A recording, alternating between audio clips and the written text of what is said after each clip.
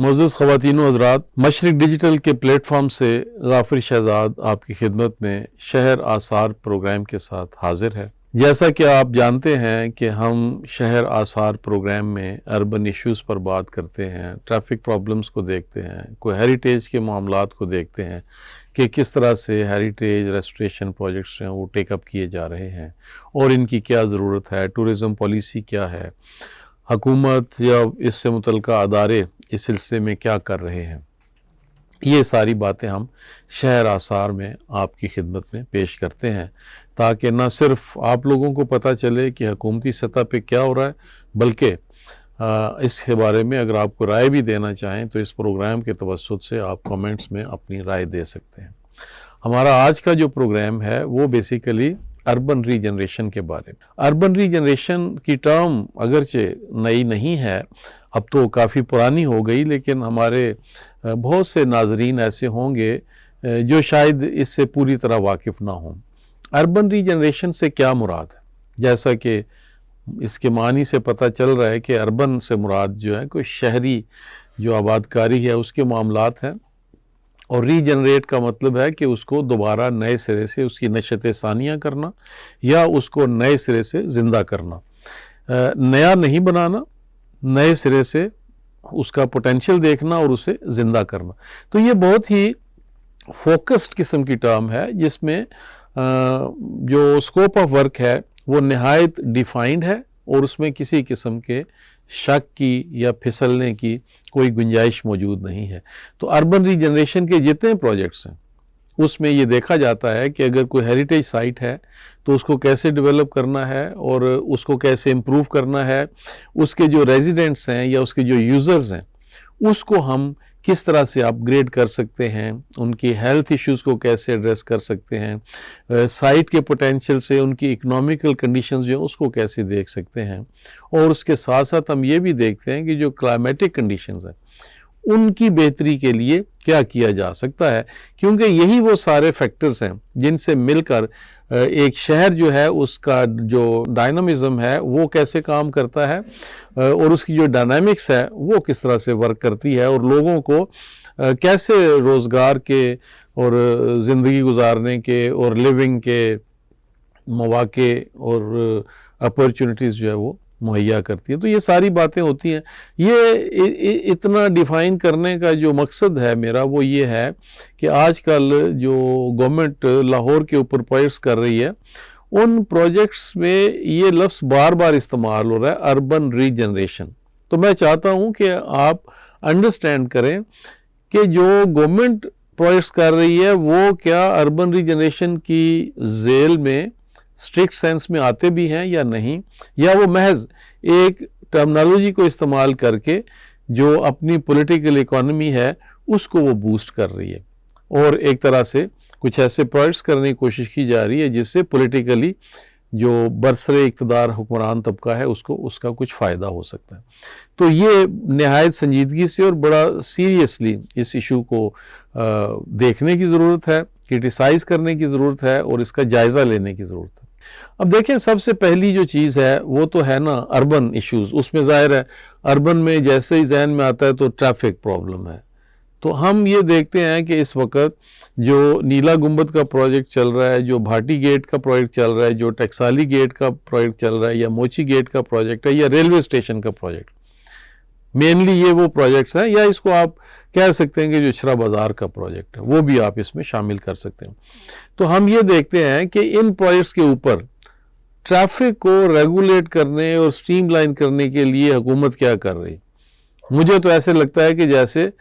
حکومت کے سامنے یا ہمارا جو LDA ہے، لاہور ڈیولپمنٹ اتھارٹی ہے، اس کے سامنے ایشو ہی ایک ہے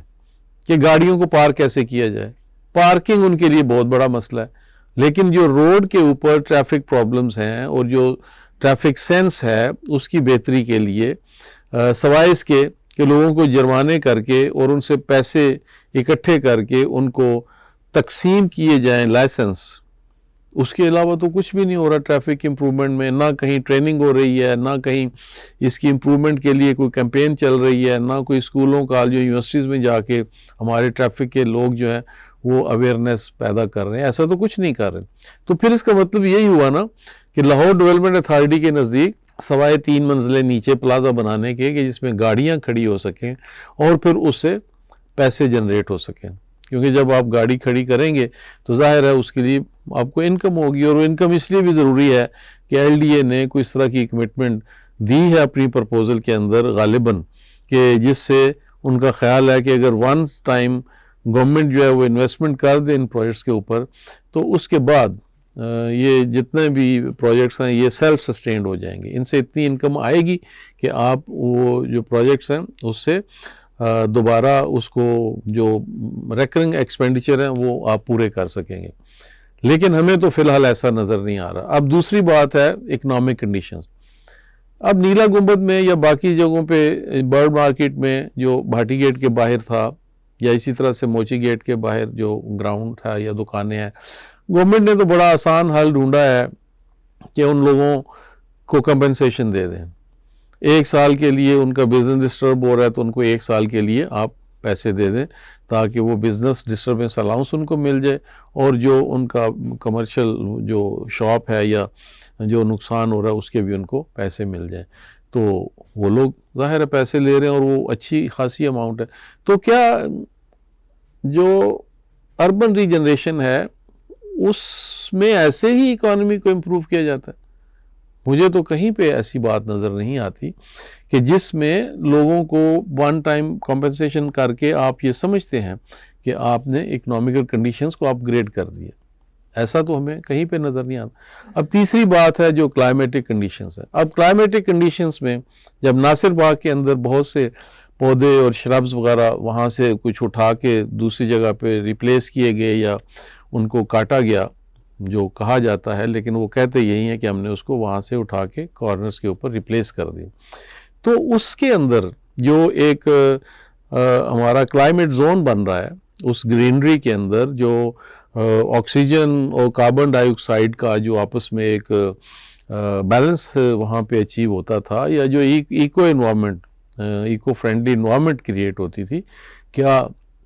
ان پروجیکٹس کے بعد وہ اسی طرح سے رہ سکے گی؟ کیونکہ ہمیں اس طرح کا کوئی بھی اہتمام نہ تو نیلا گنبد میں نظر آ رہا ہے، نہ ہمیں بھاٹی گیٹ کے باہر نظر آ رہا ہے.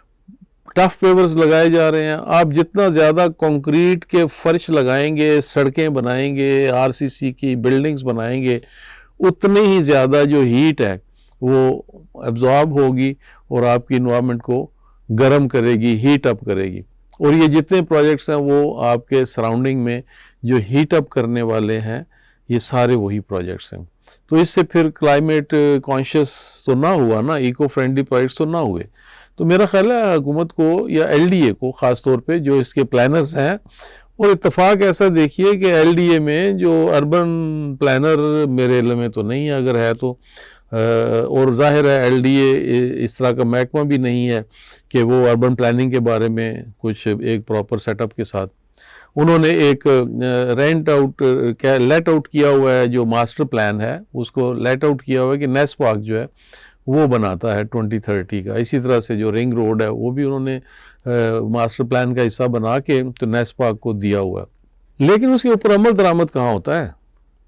مطلب جتنے بھی یہ پروجیکٹس ہیں، پھر اب آ جائیں جو اولڈ سٹرکچرز ہیں. اب چاہیے تو یہ تھا کہ جب یہ 40 فٹ نیچے 50 فٹ نیچے ایکسکویٹ کر کے 3 یا 4 منزلیں آر سی سی کی نیچے بنا رہے ہیں تو اس وقت آرکیالوجی کو انوالو کرنا چاہیے تھا. آرکیالوجی ڈپارٹمنٹ میں جو ایکسکویشنز کرتے ہیں، کھدائیاں کر کے دیکھتے ہیں کہ ارتھ کی جو لیئرز ہیں وہ آپ کو کسی بھی شہر کی جو گزر چکی زندگی ہے اس کے بارے میں معلومات دیتی ہے. وہاں سے آپ کو پتہ چلتا ہے کہ یہ شہر 500 سال 1000 سال 2000 سال پہلے کس کنڈیشن میں تھا، یہاں سے دریا بہتا تھا نہیں بہتا تھا، یہ صرف ارتھ فلنگ ہے، یہ نیچرل سوائل ہے، یا اس کی بیئرنگ کیپیسٹی کیا ہے. ایل ڈی اے کے لوگوں نے تو یہاں پہ فاؤنڈیشنز بنانے کے لیے بیئرنگ کیپیسٹی بھی چیک کرنا گوارا نہیں کی، اور اس کے بجائے انہوں نے آسان حل یہ ڈھونڈا ہے کہ انہوں نے پائلز فاؤنڈیشن جو 70 80 یا 90 فٹ نیچے راکس کے اوپر انہوں نے پائلز فوٹنگ جو ہے وہ بنائی ہے، جو کہ انتہائی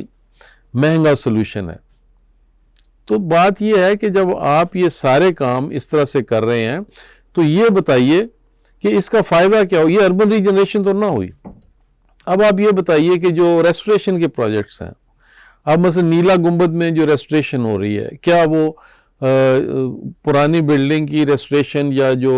میٹیریلز ہیں کیا اس کے مطابق ہی وہ ریسٹوریشن ہو رہی ہے؟ بے شک وہ ریسٹوریشن ورلڈ سٹی پروجیکٹ کر رہا ہے, اور ورلڈ سٹی پروجیکٹ میں الحمدللہ کوئی بھی وہاں پہ جو اربن کنزرویشنسٹ یا جو ریسٹوریشن کام کرنے والا کوئی بھی ایکسپرٹ وہاں پہ ان کے پینل پہ نہیں ہے. ابھی انہوں نے جو 2-3 لیکچرز کا ایک سلسلہ شروع کیا ہے, تو وہ لیکچر دینے سے تو ریسٹوریشن کی اویئرنیس جو ہے وہ پیدا نہیں ہو جاتی.